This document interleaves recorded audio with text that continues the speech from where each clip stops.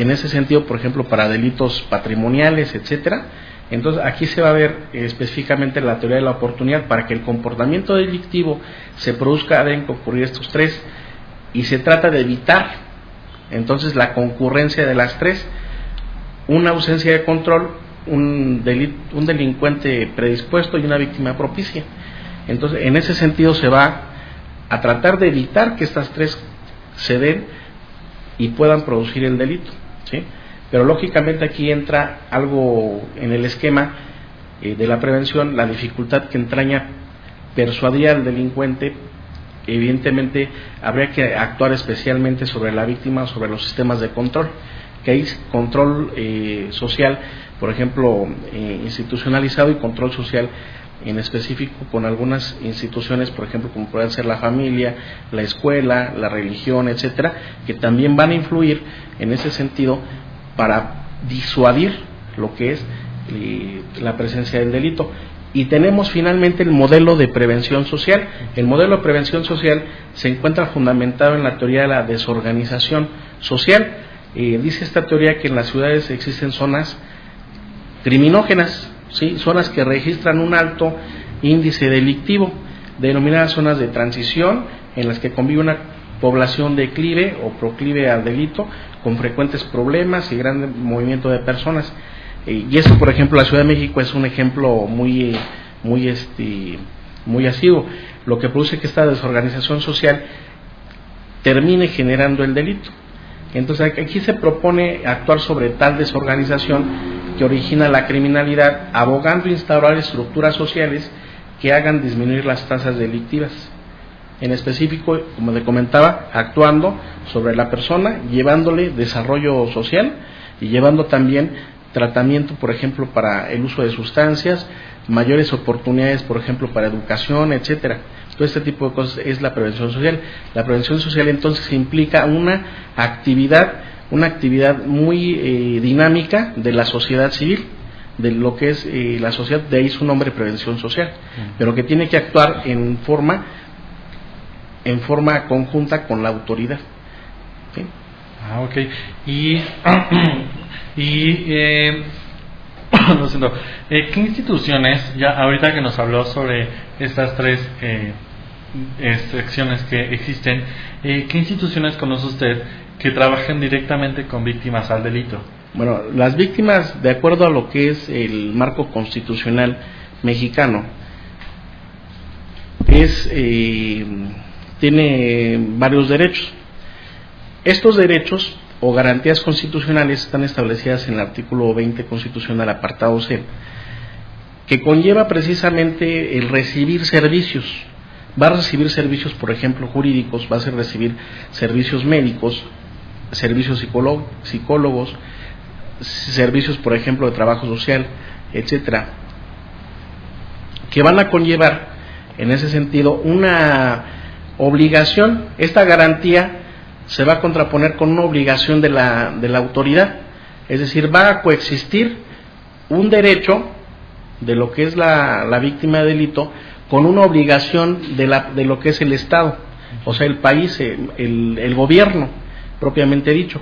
Entonces las instituciones que han trabajado desde lo que es la reforma de 1993, en donde se instaura precisamente esos derechos, con último párrafo, en donde dicen la víctima tiene derecho a recibir una asesoría jurídica, tiene derecho a recibir atención médica de urgencia, tiene derecho a que se le repare el daño y tiene derecho a coadyuvar con el Ministerio Público.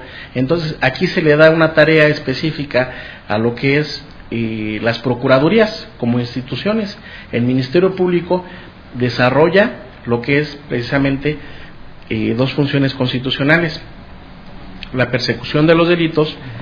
En una de ellas va a integrar toda una investigación oficial para poder poner a disposición de un juez estos hechos y a una persona que probablemente haya cometido un delito, pero también tiene la facultad de ejercitar la acción penal.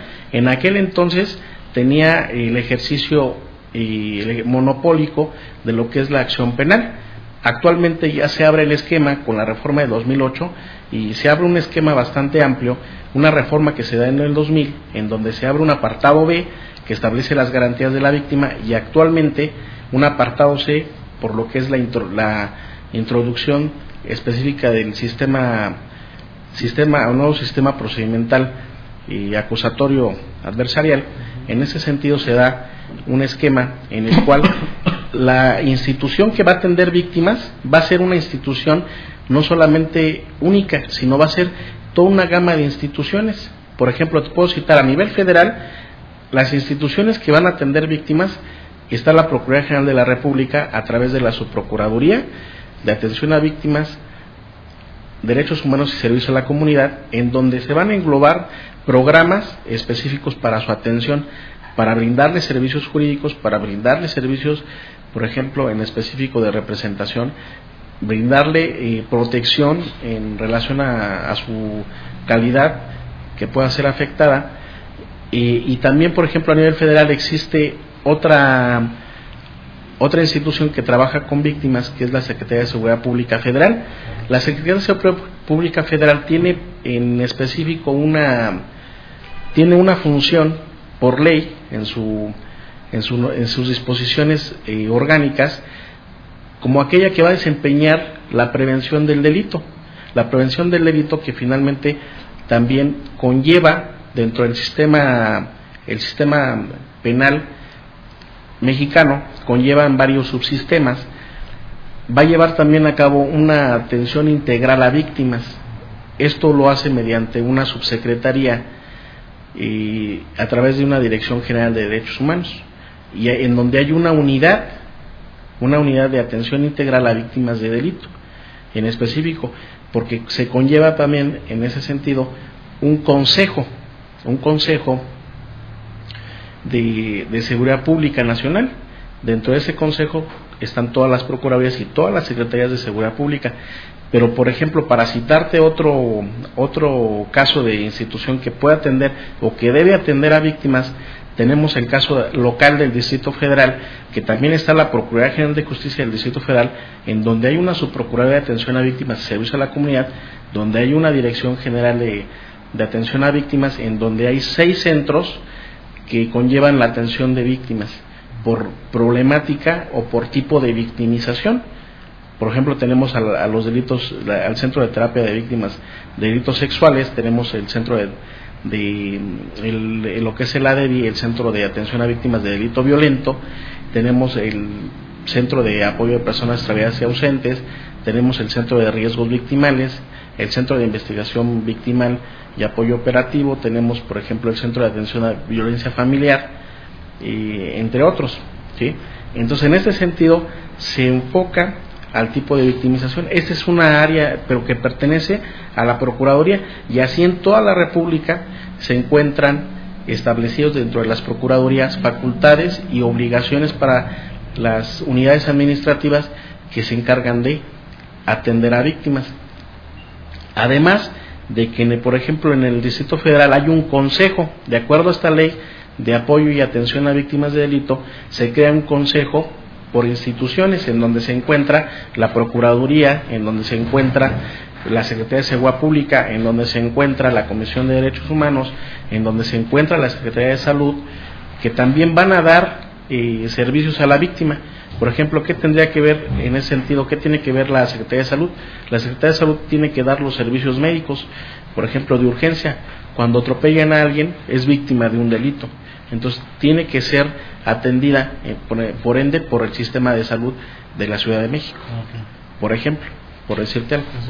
Entonces, ahorita usted que nos mencionó las 5 instancias de las más importantes que apoyan a la víctima, desde su perspectiva como especialista, y ya que sabemos que ha trabajado en estas instituciones, como especialista en victimología, ¿cómo observa la atención de la víctima en estos días? Mira, la atención a la víctima ha sido evolutiva dentro de lo que es el sistema jurídico mexicano. Se ha dado un avance considerable y un avance importante en relación a lo que es la atención a víctimas, pero más sin embargo quedan todavía metas por cumplir, quedan todavía cosas que realizar en la